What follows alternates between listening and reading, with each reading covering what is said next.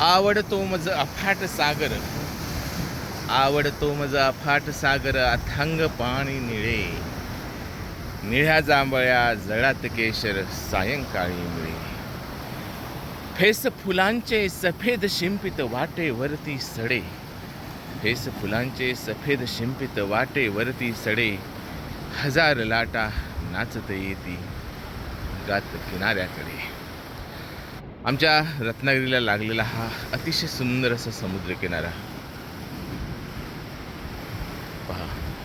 इतकं सुंदर वैभव या समुद्रकिनाऱ्याचं आहे की एक जागतिक दर्जाचं पर्यटन स्थळ या ठिकाणी होऊ शकतं. इच्छाशक्ती आणि राजकीय प्रगल्भता ही जर असेल तर हा सुंदर समुद्रकिनारा सदैव बहरलेला राहील. सकाळच्या वेळेमध्ये सुद्धा असं अप्रतिम अलौकिक सौंदर्य रत्नागिरीमध्ये भरभरून पाहायला मिळत आहे. हा आहे रत्नागिरीचा मांडवी बीच. बघा,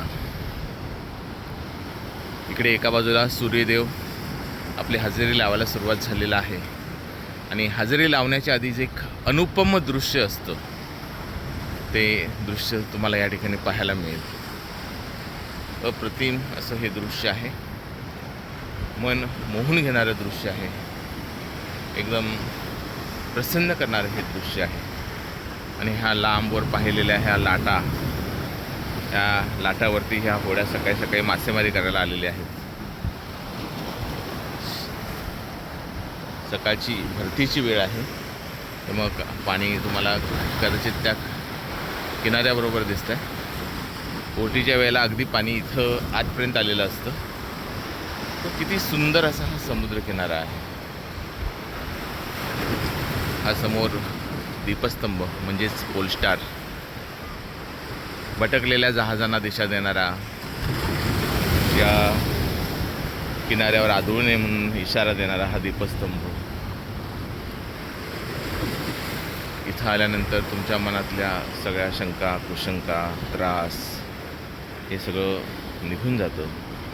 म्हणून या किनाऱ्यावरती असं येऊन तास 2 तास बसावं आणि आपल्या आयुष्यातलं काही आनंदाचा क्षण तिथं उपभोग घ्यावा, असा हा सुंदर किनारा आहे.